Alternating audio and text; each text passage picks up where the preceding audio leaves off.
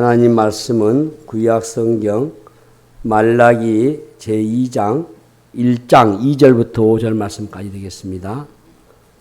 여호와께서 이르시되 내가 너희를 사랑하였노라 하나 너희는 이르기를 주께서 어떻게 우리를 사랑하셨나이까 하는도다. 나 여호와가 말하노라 에서는 야곱의 형이 아니냐. 그러나 내가 야곱을 사랑하였고 에서는 미워하였으며 그의 산들을 황폐하게 하였고 그의 산업을 광야의 이리들에게 넘겼느니라. 에돔은 말하기를 우리가 무너뜨림을 당하였으나 황폐된 곳을 다시 쌓으리라 하거니와 나 만군의 여호와는 이르노라. 그들은 쌓을지라도 나는 헐리라.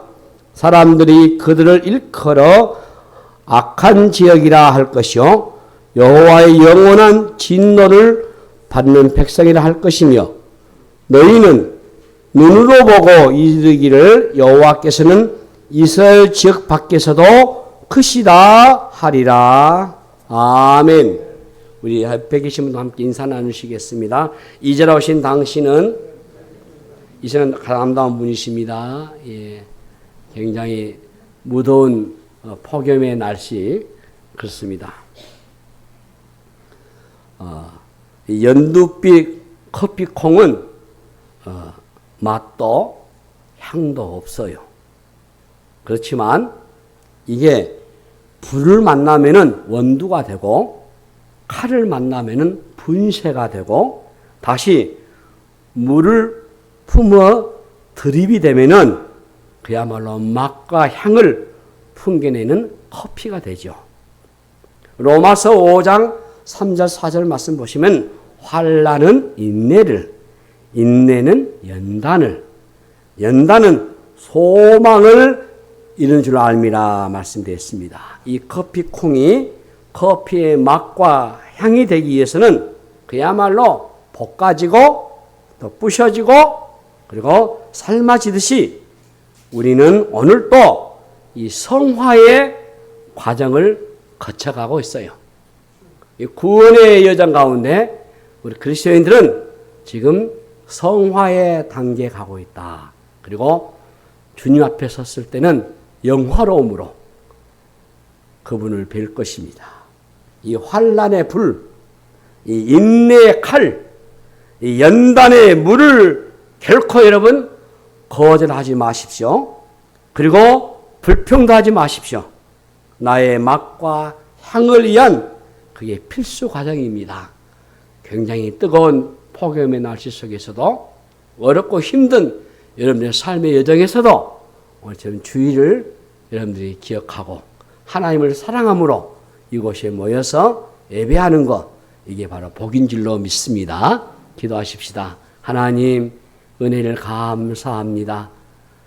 환난과 인내와 연단을 통하여 우리가 성화를 거치듯이 우리 그리스도인들이 우리 믿는 성도들이 이 땅에 사는 날 동안 한없는 환난도 어려움도 그리고 공고함도 잘 인내하게 하시고 그리고 그 연단 잘 과정을 겪어내서 그리스도 앞에 섰을 때 영화로움을 설 수 있도록 복을 내려 주옵소서. 우리에게 만난 커피의 향을 주시는 것처럼 우리가 그리스도인의 향기로움을 드릴 수 있도록 우리를 복 주시옵소서. 이 시간도 우리가 주의 말씀 앞에 섰습니다. 겸손함으로 주의 말씀을 대하게 하옵소서. 특별히 여러 형편과 처지로 참여하지 못하고 온라인 영상의 성도들도 하나님 인도하시고 붙들어 주시옵소서. 동일한 은혜를 입혀 주시고 성의 충만함을 저들에게 허락하여 주시옵소서. 감사하고 우리 구주 예수 이름으로 간절히 기도하옵나이다. 아멘. 이 말라기에서 오늘 두 번째 강의가 되는데 경고와 책망을 담고 있기 때문에 하나님이 참 무섭게 말씀하신 것 같습니다. 그렇지만 하나님은 내가 너희를 사랑하였노라 라고 말씀하셨어요. 먼저 이스라엘을 향한 우리 하나님의 사랑을 확인시켜 주셨단 말이에요. 하나님이 너희를 사랑한다 라고 말씀하신 이유는 그것이 그분 하나님의 본심이었기 때문이죠. 하나님은 이스라엘 백성들을 책망하셨지만 그들을 사랑하는 것이 우리 하나님의 본심이심을 나타내신 겁니다. 그래서 하나님은 사랑이셔요. 하나님. 사랑은 하나님의 본성이고 본질입니다. 심판이 아니고 이스라엘 백성의 회복을 원하셨기에 하나님은 책망하시기 전에 먼저 사랑을 말씀하신 거예요. 하나님과 이스라엘 백성은 어쩌다 알게 된 그런 관계가 아닙니다. 언약의 관계예요. 하나님은 그들과 언약을 맺으셨는데 이것은 여러분 혼인 관계와 같습니다. 그래서 하나님은 이스라엘 백성이 음행하고 우상 숭배하는 것을 아주 싫어합니다. 굉장히 싫어합니다. 크게 분노하고 싫어합니다. 있을 수 없습니다. 야곱이 잘나서 하나님이 그를 사랑한 게 아니요. 하나님은 일방적으로 야곱을 택하셨고 그를 사랑하셨습니다. 이게 바로 하나님의 무조건적인 사랑입니다. 하나님은 그분의 편에서 언약을 맺거나 일방적으로 언약을 파괴하신 분이 아니십니다. 반드시 그 언약을 지키십니다. 그런데 이스라엘 백성의 반응이 어떻습니까? 그들은 주께서 어떻게 우리를 사랑하셨나이까 반문하고 있어요. 오늘 제목이죠. 예. 주께서 어떻게 우리를 사랑하셨나이까. 기가 막히죠. 예. 이 말라기서를 앞으로 계속 우리가 보게 되면은 많은 질문들이 쏟아질 겁니다. 이스라엘 백성은 하나님께 자신들을 사랑하시는지 따지듯이 물고 있어요. 그들은 하나님의 말씀을 그대로 받지 않고 도리어 하나님의 사랑을 의심했어요. 그래서 주께서 어떻게 우리를 사랑하셨나이까? 하나님의 사랑을 의심하는 사람은 세상에서 가장 불행한 사람이에요. 그런데 왜 이런 일이 일어났겠습니까? 하나님이 사랑하시는 것보다도 자신들이 처한 현실을 주목하기 때문이에요. 자, 바벨론에서 돌아온 이스라엘 백성들이 처한 현실은 너무나 열악했습니다. 그들은 성전을 재건했지만 이전의 성전과 비교하면은 초라하기 그지없어요. 그리고 그네들이 처한 상황은 자신들이 꿈꾸었던 것과는 달랐습니다. 조국으로 돌아오면은 형편이 풀릴 것이라 라고 생각했는데 현실은 그러하지를 못했어요. 이런 현실에 그들이 좌절하고 절망하고 넘어졌습니다. 그 당시에 이스라엘로 돌아온 백성들은 하나님이 사랑하신다면 오늘 우리가 왜 이 모양 이 꼴인가? 라고 생각했을 것이고 자신들이 처한 상황에 크게 실망했을 것입니다. 이스라엘 백성들에게서는 하나님이 사랑하신다는 증거가 전혀 보이지 않았어요. 그러다 보니까 이전에 그네들이 바벨론의 포로로 있었던 때가 더 나았다라고 생각을 했던 사람도 있었을 것입니다. 그들은 포로였지만은 이 바벨론의 문명의 화려한 도시 가운데서 부스러기라도 먹고 살던 때가 더 나았다라고 생각했을 수 있습니다. 바벨론의 포로로 붙잡혀 갔다가 돌아온 이스라엘 백성은 그곳의 화려함을 보았습니다. 다시 말해서 세상의 맛을 경험했다 그 말입니다. 하나님이 계시지 않는 것 외에는 바벨론에서 지내던 때가 오히려 더 살만했다라고 느꼈을 그들은 하나님이 정말 자신들을 사랑하신다면 구체적인 증거들을 보여달라라고 요구한 것입니다. 이것은요, 광야에 있던 지난 이스라엘 백성들과 비슷한 모습이에요. 광야에서 가나안으로 들어가기 전에 그네들은 애굽에서의 기억을 계속 떠올랐거든요. 말라기 1장 오늘 보면 2절 3절에 여호와께 이르시되 내가 너희를 사랑하였노라 하나 너희는 이르기를 주께서 어떻게 우리를 사랑하셨나이까 하는도다. 나 여호와가 말하노라 에서는 야곱의 행위 아니냐. 그러나 내가 야곱을 사랑하였고 에서는 미워하였으며 그의 산들을 황폐하게 하였고 그의 산업을 광야에 이리들에게 넘겼느니라 했어요. 하나님은 이스라엘 백성에게 야곱을 사랑하기로 선택했다 이렇게 답변을 했습니다. 야곱에게 사랑받을 만한 자격이 있어가지고 에서의 조건보다 야곱의 조건이 나아서 야곱을 사랑한 게 아니죠. 하나님은 무조건적으로 야곱의 하나님이 되기로 야곱을 편들어 주기로 작정을 하신 겁니다. 힘들고 어려웠지만 이스라엘 백성이 죽지 않고 여기까지 온 것은 다 하나님이 그들의 편이 되어 주셨기 때문이죠. 여기서 시각의 차이를 발견할 수 있습니다.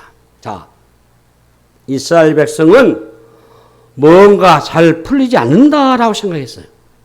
이 포로 생활하면서 고생하다가 이제야 돌아왔는데 나아진 게 전혀 없었어요. 하나님을 믿지 않는 민족이 오히려 더 잘 사는 것처럼 보였던 것입니다. 신자로 살아가는 우리도 이와 비슷하게 생각할 때가 있을 겁니다. 삶을 돌아보면은 이전보다 나아진 게 없는 듯 하죠. 하나님은 사랑한다라고 말씀하시지만 삶에서 그 사랑을 느낄 수가 없어요. 예수님을 믿지 않는 사람들이 나보다 훨씬 더 행복해져 보여요. 현실이 마음에 들지 않으면은 이 하나님에 대한 반감이 생겨요. 자, 신앙생활이 도대체 무엇인가? 라고 생각하게 되죠. 불신자들이 자기 마음대로 사는 게 그렇게 부럽습니까? 그것을 여러분 자유라고 생각하십니까? 하나님의 백성들에게 주어진 율법을 구속이라고 생각하십니까? 하나님이 묻고 계신 거예요. 오늘 본문에 보시면 하나님은 에서를 미워한다 이렇게 말씀하셨거든요. 하나님은 에돔 족속을 쓰러뜨리기로 망가뜨려 버리셔요. 그들이 아무리 쌓아 올려도 하나님은 다시 무너뜨리겠다라고 말씀하셨어요. 겉보기에는 대단해 보였던 그들은 망하는 길로 가고 있단 말이죠. 그래서 하나님은 에서가 부러우냐라고 물으신 겁니다. 이는 세상에서 번성하는 것을 성공이라고 여기는지 물으신 거예요. 성경에서는 자신의 힘으로 잘 먹고 잘 사는 것을 복이라고 말하지 않습니다. 하나님이 없는 성공을 성공이라고 하지 않으세요. 하나님이 손 들어주지 않는 인생에 펼쳐진 것들 가운데서 우리가 부러워할 만한 것은 하나도 없어요. 하나님이 내버리신 인생을 보면서 자유로운 인생이라고 오해해서는 결코 안 될 것입니다. 그래서 우리 신자들은 하나님의 간섭을 피곤하게 느낄 때가 있어요. 그러나 하나님의 손에 붙잡혀 사는 게 여러분 가장 큰 복이요. 예. 하나님이 간섭하시는 것, 하나님이 우리를 사랑하신다는 것을 책임지신다는 뜻이거든요. 하나님의 백성답게 살도록 하나님이 이끄신다는 뜻이잖아요. 그래서 하나님 안에서 사는 것이 복인 줄 모르는 사람은 원망하고 불평해요. 부담스럽다. 신앙생활을 하면서 세상의 것을 부러워하는 사람은 하나님 안에서 누리는 축복이 무엇인지 잘 알지 못한 것 같습니다. 자, 이스라엘 백성은 하나님께 무엇이 사랑입니까? 우리는 그 사랑을 느낄 수 없습니다. 라고 불평했어요. 그러나 우리는 눈앞에 일어나는 현상과 조건만으로 하나님의 그 사랑을 판단해서는 안 됩니다. 하나님은 때때로 우리를 간섭하시고 또 징계도 하셔요. 우리는 하나님의 간섭이 귀찮게 느낄 때도 있어요. 그러나 하나님의 징계와 간섭은 우리를 영원한 구원으로 이끄시는 하나님의 손길이심을 여러분 기억하셔야 돼요. 만약 예수님을 믿지 않았다면 우리가 어떻게 되었을까요? 하나님이 우리 삶에 끊임없이 개입하지 않으셨다면 우리는 어떻게 되었을까요? 하나님이 없는 삶에서 부귀영화를 누린들 그것이 복이라고 할 수 있겠습니까? 우리는 조건적으로 하나님을 만나지만 언약의 하나님은 우리를 조건적으로 대하지 않으셔요. 우리를 향한 하나님의 사랑은 변함이 없으셔요. 내가 너희를 사랑하였노라. 내가 너희를 사랑하였노라. 이 말씀을요, 히브리어로 계속해서 보면은 계속이라고 하는 이 의미가 있어요. 다시 말해서 옛날에도 내가 너희를 사랑했고 지금도 내가 너희를 사랑하고 앞으로도 내가 너희를 사랑할 것이다. 그 뜻입니다. 과거 하나님은 이스라엘 백성들에게 어떻게 사랑을 베푸셨습니까? 하나님은 애굽의 종되었던 이스라엘 백성을 사랑하셔서 그들의 조상들에게 맹세하시는 것을 지키기 위해서 그들을 바로의 손에서 건져내셨습니다. 그리고 70년간 포로로 있던 이스라엘 백성들을 바벨론에서 이끌어내셨습니다. 이처럼 하나님의 사랑은 영원하셔요. 사라질 것 같아도 사라지지 않습니다. 하나님은 바벨론의 포로로 잡혀있던 이스라엘 백성을 다시 일으키셨습니다. 430년간 종살이했던 그들을 애굽에서 이끌어내셨던 하나님이 바벨론에서 그들을 다시 이끌어내셨어요. 사라질 것 같고 죽을 것 같고 망할 것 같았지만 하나님은 사라지지 않게 하고 죽지 않게 하고 망하지 않게 하고 그들을 이끌어내셨어요. 죄가 돼가지고 없어질 것 같았는데 하나님은 그 속에서도 순히 돋아나게 하셨습니다. 이스라엘 백성은 하나님의 사랑을 망각해버렸어요. 왜 하나님의 사랑을 느끼지 못했을까요? 신명기 4장 9절 말씀 보시면은 오직 너는 스스로 삼가며 내 마음을 힘써 지키라. 그리하여 내가 눈으로 본 그 일을 잊어버리지 말라. 내가 생존하는 날 동안에 그 일들이 내 마음에서 떠나지 않도록 조심하라. 너는 그 일들을 내 아들들과 내 손자들에게 알게 하라. 아주 중요한 말씀이죠. 이 말씀에는 세 가지 원인이 나와요. 첫 번째는 눈으로 본 하나님의 역사를 잃어버리지 말라. 두 번째는 생존하는 동안에는 그것이 마음에서 떠나지 않도록 조심하라. 세 번째는 자손들에게 그것을 알게 하라고 했어요. 현재 일어난 일들에만 몰두하면서 불안을 느끼면서 하나님이 사랑으로 행하신 일을 잊어버리면 안 된다는 뜻입니다. 이스라엘 백성이 하나님의 사랑을 의심한다는 것은 그들 안에 하나님을 향한 사랑이 식었음을 뜻하죠. 사랑은 모든 것을 움직이는 힘입니다. 그런데 하나님을 향한 사랑이 식어버리게 되면은 이로 말미암아 여러 가지 문제가 발생돼요. 헌신도 여러분 사랑에서 나와요. 사랑이 있기 때문에 헌신할 수 있는 거예요. 사랑에서 위대한 힘이 나오고 사랑의 힘은 우리를 살게 합니다. 그러므로 사랑이 식는다는 것은 큰 위기가 아닐 수 없어요. 하나님을 향한 사랑이 식었다면 제사를 드린다고 해도 눈 가리고 아웅하는 것과 같습니다.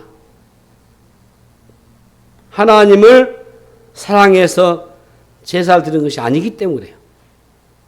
그래서 하나님이 받지 않으실 병든 것을 거리낌도 없이 제물로 드리잖아요. 오늘날 우리 한국 교회 위기가 무엇이겠습니까? 저는 하나님에 대한 사랑이 식었다 이렇게 진단해 봅니다. 우리 한국 교회의 전성기에는 하나님에 대한 사랑이 대단했어요. 전 세계 어디 내놓아도 부족함이 없을 정도였어요. 주님을 향한 우리 한국교회 신자들의 헌신과 열심은 하나님을 사랑하는 마음에서 나온 것이었어요. 그렇게 하나님을 사랑했고 교회도 그렇게 사랑했어요. 그래서 집을 팔아서 예배당을 지어낸 겁니다. 하나님을 사랑하는 마음이 없었다면 그게 가능했겠습니까? 동네마다 교회를 짓기까지 성도들의 눈물과 사랑과 정성이 쏟아졌어요. 하나님을 향한 성도들의 열정이 있었기에 저는 그렇게 할 수 있었다고 봅니다. 그런데 세월이 흘러서 그 사랑이 다 지금 식어버렸다고 봅니다. 열정이 없는 사랑은 볼품이 없어요. 하나님을 향한 사랑이 식어버리게 되면은 신앙은 혼란에 빠져요. 모든 것을 형식적으로 하게 되어버립니다. 그래서 하나님의 사랑이 빠지면은 우리는 아무것도 아니에요. 우리는 모든 행위는 형식과 의무에 지나지 않습니다. 다시 말해서 종교적인 의식에 불과하다. 부담스러운 마음이 드는데 그 속에 기쁨과 자발성이 없어요. 그래서 위기가 찾아온 겁니다. 부부는 서로 사랑하기 때문에 함께 살아가잖아요. 사랑하면은 아까운 것이 없잖아요. 더 해주지 못해서 안달이지. 예? 그러다가 어느 순간 사랑이 희미해지게 되면은 의무만 남습니다. 부부라서 같이 살 뿐이요. 어느 순간부터는 섭섭함을 느껴요. 외적인 조건만으로 비교하고 판단하기 시작합니다.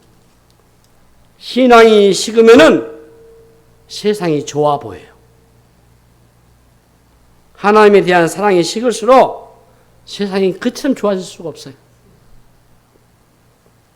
이때 문제는 세상이 좋아지는 게 아니고 눈이 타락해버린 거죠.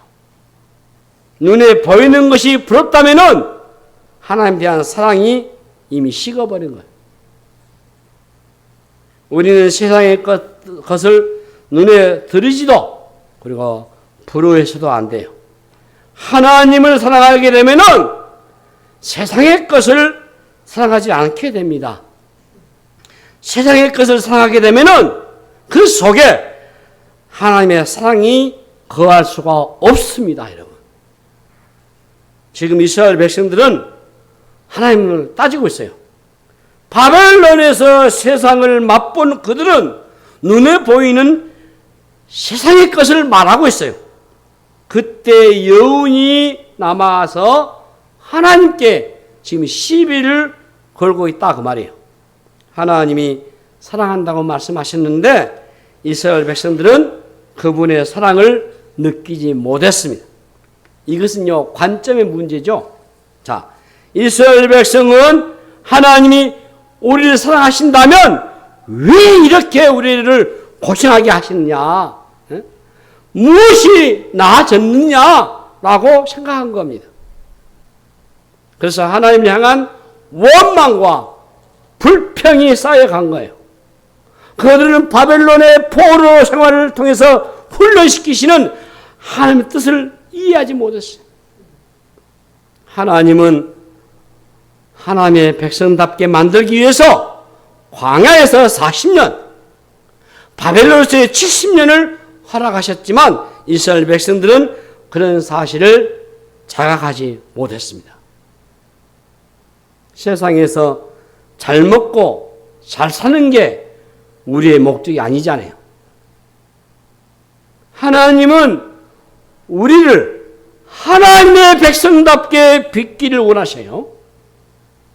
이것이 하나님의 백성을 향한 우리 하나님의 뜻입니다. 그런데 당시의 이스라엘 백성은 하나님 앞에서 그분의 백성답게 살지 못하는 것을 자각하지 못한 채 오히려 하나님이 자신들을 힘들게 한다고 작정하겠다고 오해하고 있단 말이에요. 모든 헌신은 사랑에서 나오고 사랑에서 나오지 않는 헌신은 오래가지는 못해요. 머리로 아는 것으로 행동하지 않습니다. 훈련을 받았다고 헌신할 수 있는 게 아니에요. 그래서 동기가 참 중요한 겁니다. 헌신의 동기가 바로 사랑이어야 돼요. 사랑이 없으면 아무것도 할 수 없지만 사랑이 있으면 불평하지 않습니다. 아까운 것이 하나도 없기 때문에 결코 불평하지 않아요. 예수님이 요한계시록 보면은 소아시아의 7교회 가운데서 에베소 교회를 향해서 요한계시록 2장 4절에 그러나 너를 책망할 것이 있나니 너의 처음 사랑을 버렸느니라 라고 말씀하셨어요. 에베소 교회가 처음에는 아주 순수했습니다. 그런데 세월이 흐르면서 사랑이 식어버렸어요. 그러자 예수님은 에베소 교회가 처음 사랑을 버렸다라고 말씀을 하신 겁니다. 자, 여러분, 사랑이 식었다고 하는 것은 굉장히 위험해요. 그래서 예수님은 에베소 교회를 향해서 뭐라 합니까? 2장 5절 보시면 그러므로 어디서 떨어졌는지를 생각하고 회개하여 처음 행위를 가지라. 만일 그리하지 아니하고 회개하지 아니하면 내가 내게 가서 내 촛대를 그 자리에서 옮기리라. 얼마나 섬뜩한 경고입니까? 굉장히 무서운 말씀이잖아요. 요한계시록을 주의하면서 제가 가장 첫 번째 두려움을 느꼈던 것이 이 본문이에요. 이것은 교회를 없애겠다는 뜻이거든요. 예, 촛대를 그래서 옮기리라. 어떤 분은 구원을 없애겠다 하는데 그것은 너무 심한 것 같고 교회를 없애겠다. 교회가 처음 사랑을 회복하지 않으면은 교회다운 모습이 없어져 버려요. 교회로서의 기능을 상실하게 돼버려요. 사랑이 사라진 교회는 더 이상 교회로서의 존재할 수 없습니다. 그러므로 사랑은 교회의 절대적인 요소입니다. 다른 것은 좀 부족해도 돼요. 그런데 교회에서 다른 것이 다 구비되었어도 시스템이 안 배겨도 사랑이 없으면은 교회의 기능은 사라져버려요. 우리 교회가 사랑이 있기 때문에 정성을 다해서 여러분들이 바친 헌금과 기도를 가지고 선한 일에 작은 선이지만은 쓰임을 한다고요. 사랑이 있기 때문에 지구촌 어려운 우리 이웃들에게 돈 몇 푼 보내서라도 주사 하나 맞게 하고 밥 한 끼 먹게 하고 북한에 교회가 재건되도록 힘을 쓰고 어려운 우리 이웃 교회들이 힘을 얻게 하고 주위의 동역자들이 선교한 일에 힘을 쓰게 하다. 이게 우리 교회가 그들 사랑하기 때문에 일을 하는 거지 사랑이 없으면 일을 할 수가 없어요. 예수님이 왜 이처럼 엄중하게 말씀하셨겠습니까? 우리는 모여서 한 일이 참 많지요. 봉사도 해야 되고 전도도 해야 되고 어른 이웃도 도와야 됩니다. 그런데요, 그 동기가 사랑이 아니면 여러분 핵심을 놓치게 됩니다. 우리가 봉사하면서도 싸워요. 이웃을 구제하면서도 싸워요. 심지어 전도하면서도 싸웁니다. 봉사하고 전도하는 모습 가운데서 하나님의 백성다운 모습을 찾아볼 수가 없어요. 모든 행위가 사랑이 빠져버리기 때문에요. 오늘날 우리 한국교회가 이 열병에 저는 걸려있다고 진단하고 있어요. 교회가 처음에 사랑을 버렸다는 뜻이 무슨 뜻입니까? 교회는 유기체로서 관계가 중요한 겁니다. 관계에 있어서 가장 중요한 게 바로 사랑이에요. 교회에 사랑이 없다면 세상과 구별되지 않습니다. 사랑은 교회를 교회가 되게 하는 힘이 되는 거죠. 다시 말해서 교회는 그러므로 사랑으로 움직여요. 교회는 여러분 사업체가 아닙니다. 국가기관도 아니고요. 민간 단체도 아니죠. 그런데 우리는 교회라는 모습을 깨고 무엇인가 이루려고 해요. 우리 한국 교회 안에 있는 이 다툼과 아픔을 생각하면 얼마나 마음이 저리고 아픕니까? 교회의 생명력이 깨졌다면 교회가 무엇을 하든 웃음거리가 될 수밖에 없을 것입니다. 교회 자체가 사랑이기 때문이죠. 사랑을 회복하라는 말씀은 백성들에게 행하신 하나님의 사랑을 기억하라는 뜻이죠. 하나님의 사랑은 변덕스럽지 않습니다. 그리고 이기적이지 않아요. 하나님은 사랑할 만한 것을 사랑한 게 아니죠. 하나님의 사랑은 무조건적으로 주는 사랑이에요. 이 감정에서 비롯된 사랑이 아니단 말이에요. 하나님은 그분의 마음에 들지 않아도 의지적으로 끝까지 사랑하셔요. 사랑은 우리 하나님의 본성입니다. 하나님은 이스라엘 백성을 향해서 사랑을 쏟아 부으셨어요. 그리고 사랑할 수 없는 우리를 사랑을 하십니다. 처음 사랑을 회복하라고 하는 이 공동체 안에서 사랑을 드러내라는 뜻이에요. 하나님으로부터 받은 사랑이 그러면 우리를 움직이게 하는 거예요. 그러므로 교회에서 봉사하고 섬길 때 하나님으로부터 받은 사랑을 기억하고 그 받은 사랑을 흘러 보내셔야 돼요. 우리는 이 일에 생명을 다해야 합니다. 교회가 이 일을 소홀히 여기면 안 돼요. 사랑을 회복하는 게 신앙의 핵심이에요. 네? 하나님의 사랑에 대한 감격을 잃어버리는 순간 모든 것은 허공에 맴돌 수밖에 없는 거예요. 제가 처음에 이 교회를 개척했을 때 내걸었던 첫 번째 슬로건이 북한 교회 재건이었습니다. 제가 신학교 초에 애기봉에 올라가 서부전선 애기봉에 간 적이 있어요. 우리 목사님이 서울 대림교회에서 제가 전도사 했을 때 애기봉을 갔습니다. 가서 망원경으로 강화도 임진강을 쫙 이렇게 봤어요. 그때 5월 초였는데 제가 잊지를 못합니다. 소 달구지를 끌고 논에서 썰매질을 하는데 이제 논에서 이게 배를 심기 위해서 오고 갈 수 없잖아요. 훤히 보여요. 망원경으로 보면은 바로 앞에 있는 것처럼 보여요.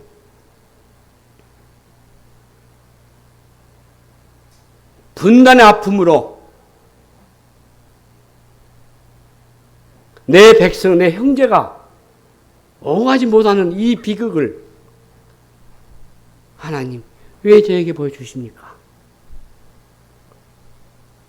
제가 목사가 돼서 그냥 교회 개척해서 교회 세우고 아니면 교회에 청빙받아서 교회 가서 예배하고 이게 하나님 뜻입니까? 아니면 오늘 저 보여주신 저 북한의 교회를 어떻게 좀 제가 조금이라도 감당하려고 하는 뜻입니까? 근데 저기 울컥 성령의 역사가 네가 앞으로 하나님의 종이 되면은 저 북한의 동포를 위해서 기도도 하고 협력도 하고 북한의 하나님의 교회를 세워지는 것을 하나님 기뻐하시겠다. 그런 다짐을 하게 됐습니다. 그래서 그때부터 제가 북한의 선교에 관심을 갖고 기도하고 이 부목사 할 때는 그 일을 할 수가 없어요. 왜냐하면 우리 교회 목사님의 목회관이 북한에다가 쌀을 보내는 것을 원치 않았습니다. 그 때문에 제가 말 한 자리 하지 못하고 교회를 개척하니까 내가 이 교회를 이제는 담임하면서 북한에 내가 쌀을 보내고 빵을 보내고 그리고 북한의 교회를 좀 세워야 되겠다. 그래서 처음부터 시작을 했습니다. 금년까지 25년 동안 줄기차게 쉬지 않고 하고 있고 그 안에 많은 변화도 없지 않아 있었어요. 제가 가장 절친했던 동역자였던 우리 김정인 선교사님은 지금 고인되셨습니다. 경북 울진 출신인데 그분은 5형제 다 목사로 선교사로 사역하다가 하나님 부르심 다 먼저 받고 간이 안 좋아서 다 돌아가신데 지금 한 분이 북한의 선교사님 분이 잡혀 있어요. 그 참 가슴 아픈 일이죠. 그분하고 사역하면서 그분은 라오스 선교 사역을 했었는데 그분이 유언할 때 장 목사님이 자기 장례식 발인식 예배에 축도해 주면 좋겠다라고 라오스 선교 회장한테다 유언하고 돌아가셨어요. 그래서 제가 그곳에 가서 포항 설림병원에서 천국 환송 예배 드릴 때에 축도를 했습니다. 그리고 다짐을 했어요. 지금 그분의 아들이 태국에서 목사가 돼가지고 라오스 선교하는데 젊은 아이인데 아버지의 병을 얻어서 이 아이도 지금 이 목사님도 간이 많이 안 좋았다가 제가 최근 듣게 됐습니다. 우리 그 김동우 선교사님도 간이 안 좋아요. 근데 북한에서 선교한 걸 비밀 여기 앞에다가 카메라를 찍고 이게 화장실에서 안수를 하거든요. 세례 줄 때 그걸 찍어요. 그리고 평양 김정일 있을 때 가서 봉수 거기 빵 공장에서 했던 것을 국수하는 것을 보내면은 이게 호주로 넘어옵니다. 이 사진이. 호주 와가지고 저희들에게 다시 와가지고 저희들이 그걸 보면서 지금 진행한 것을 봤어요. 많은 돈은 벌이지 않았지만 그래도 꾸준하게 호주에 있는 우리 선교사님이 북한으로 시민권을 가지고 들어가기 때문에 이런 식으로 해서 했었는데 지금은 그거 다 차단되고 그래도 북한 교회는 세워되지 않겠습니까? 북한에 있는 그래도 주의 백성들을 세워되지 않겠습니까? 아무리 그것이 막혔다 할지라도 하나님이 열려주실 때를 기다리면서 끊임없이 기도하고 또 선교한다고 봅니다. 우리 대통령처럼 이런 한 푼도 버리지 말라 이래서는 안 되죠. 그렇게 말하면 되겠습니까? 다 쓰러져 죽어가도 그 말 듣는 이상 받지 않지요. 저들은 먹을 것이 없고 바를 것이 없는데 나중에 우리가 복음을 전하는들 그들이 받아들이겠습니까? 우리는 주의 사랑을 회복하는 게 가장 급선무다고 봅니다. 우리 한국 교회의 열기가 사라져버린 이유가 무엇이겠습니까? 지금 우리는 무엇을 하든 간에 피곤을 느껴요. 상처를 받습니다. 에너지가 발생하지 않습니다. 이럴 때에서도 우리는 하나님의 사랑을 더 기억하셔야 돼요. 하나님의 사랑에 대한 감격을 회복하셔야 돼요. 우리를 향하신 변함없으신 하나님의 사랑을 의심해서는 안 됩니다. 하나님이 우리를 얼마나 사랑하시는지 깊이 여러분 깨닫기를 바랍니다. 내가 너희를 사랑하였노라 라는 이 하나님의 말씀이 우리를 향한 그분의 음성이 되기를 바랍니다. 왜 우리가 예수님을 믿습니까? 언제 우리가 하나님께 빠져들었습니까? 어떻게 우리가 예수님을 믿게 됐는지 생각해 보셔요. 하나님이 나를 얼마나 사랑하시는지 깨닫을 때입니다.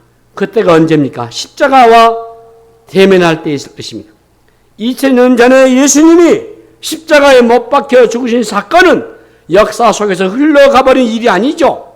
그 사건을 통해서 예수님이 우리를 얼마나 사랑하셨는지 깨닫고 그 순간 우리는 뒤집어질 수밖에 없는 것입니다. 하나님이 우리에게 별로 관심 없으신 것 같고 우리의 삶이 그분과 상관이 없이 흘러간다고 생각하면서 섭섭함을 느낄 때가 여러분 있습니까? 십자가를 만나면 모든 게 다 바뀌게 될 것입니다.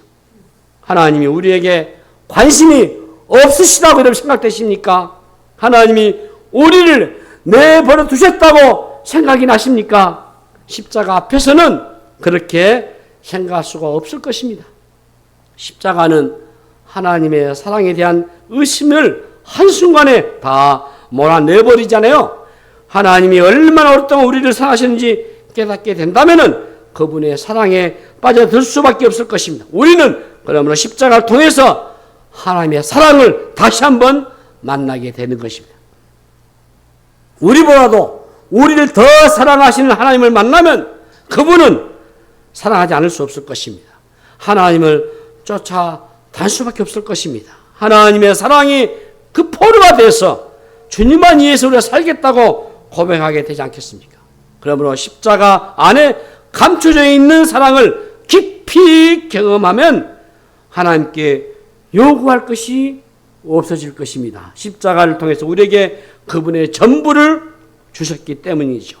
하나님은 자기 아들을 아끼지 않고 내어주셨다는데 우리가 어찌 그 사랑을 갚을 수가 있겠습니까?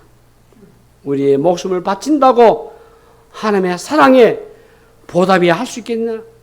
그럴 수 없잖아요. 하나님 우리를 얼마나 사랑하신 일을 알고 있습니까?